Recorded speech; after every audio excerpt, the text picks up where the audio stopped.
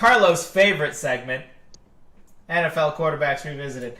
I will make this one short. I mostly just want to bring up a good comment by David, address it really fast. Joseph, I appreciate you not going with Elway, even though you wanted to, in case you wonder why I wanted to. I mean, actually, why I wanted to is not because I'm a Broncos fan. I think he truly deserves it, for the record. But it added more layers that I feel like a traitor as a Broncos fan not picking him. Just to clarify, if you didn't watch that episode. I do think Unitas is the better pick of the two. Don't forget that he did lead a team to a Super Bowl in there, which is correct. And I do think I failed to mention that in the video, because I wouldn't have been dumb enough to edit that out. Unitas, which was the one that I did end up picking as my fourth one. And that's even with most of his career being pre-Super Bowl era. But he didn't play in most of that game. He got injured early in the Super Bowl, but that doesn't matter. Whatever. Unitas, very important. There's a reason I picked him, obviously. I think Bart Starr and maybe Roger Staubach deserve mentions. And I agree. Those were the other old school. There were even more than them, but those two especially stood out to me for other old school options. There's only 4, right? So if we were going to say top 10, then, or not that it's top anything, but if Mount Rushmore had 10 heads, then maybe they would be on there. But that's why they didn't get mentioned, just time, right? Like I try to cut these. We usually have a 40-minute discussion or 30 minutes. I cut it down to 10. 30, so some stuff gets lost. Unless you all want to listen to us talk for that long every week, that's fine. I can go back to not editing. It's nice not to have to cut that much. yes, it would save me like 8 hours a week. So it would be, well, maybe not. I think it's 5 hours now. Anyway. Moving on. So, while you're talking about quarterbacks of the ever more distant past, that was the end of the sentence. So, yes, he's talking about those two worth mention. But while that fourth spot is really hard to parse, I'm probably down to Marino and Breeze. Marino is definitely underrated given the lack of Super Bowls, but the dude was really good with not much around him. I agree with that for sure. I think I said in the video, I might have cut it out, but Marino, I think, gets the award for most underrated quarterback of all time. Probably. Honestly, Peyton might get that award just because he somehow manages to be underrated, even though there's a large group of us that think he's the GOAT, but there's plenty that have weird things against him that makes no sense because he's anyway. But Marino is definitely up there for underrated, most underrated. So the dude was really good with not much around him, especially later in his career. Very, very true. And it's insane to think that Breeze could still miss the list as good as he is, but I think I might have to give Marino the nod on this one. But we're definitely living in the golden age of quarterbacks today.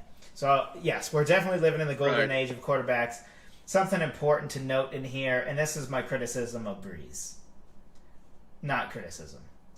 Not of Breeze, sorry. But we have to accept that if you look at the trend, numbers get significantly better year by year ever since Peyton started to change the league in the 2000s. Quarterback numbers are crazy compared to what they used to be. Now, if you, in 2000, now what average quarterbacks get for yards thrown and completion percentage, back in the 2000s would have been elite. Because it was harder to defend. It's harder to defend now because of all the rule changes favor the offense. So one needs to, yes, Patrick Mahomes is lighting up the league. The dude's a freak, right? And, Russell Wilson is playing his mind off and it's just crazy. But we all have to temper it a little bit of okay, but keep in mind they do have it easier than they did 20 years ago.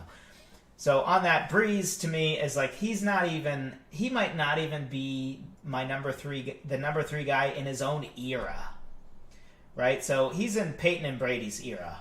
And regardless how you want to sift through Peyton and Brady, whether it's greatness, iconicness, any of that, those two are above Breeze. That's not debatable. So now you're picking 3 all from the same era over a John Elway or a Johnny Unitas is hard for me to stomach. So I don't think that we can have Breeze in there. Well, and I also think that, in my case with Marino and putting it against Breeze is the fact that we're talking about Mount Rushmore.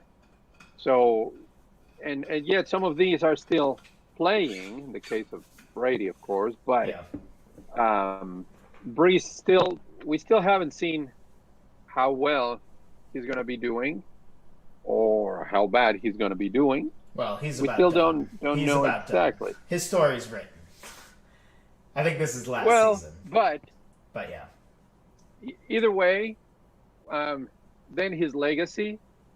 So I think that's why in this case, even though kind of like the whole Netflix thing that it's been out for just this many years, I think that Marino in my case has more weight than a Breeze. Oh, for sure. Yeah, the more time goes on, I think the most. So I looked up lists. If you just limit it to Super Bowl era, all of the lists agree. Peyton, Brady, Joe Montana, and John Elway. Mm-hmm. Those are the unanimous agreement, basically, that I found. Mm-hmm. Which tends to be my opinion on that as well. If you don't include the Super Bowl era, though, Unitas rises really fast. Boomer Esiason, his Mount Rushmore, he cheated. He put 5. He added Unitas, but he had those 4. So the more time goes on, the more I feel it's a toss-up. I think the real answer is there are 5. Maybe 6 with Marino. We can't do that because that's not how Mount Rushmore works. But it does feel to me that there's those 5 that are really there. And Marino's right on that doorstep for sure in my mind. But man, it's hard to choose because it's one of these that it just feels wrong to only have 4. And we're never going to avoid that.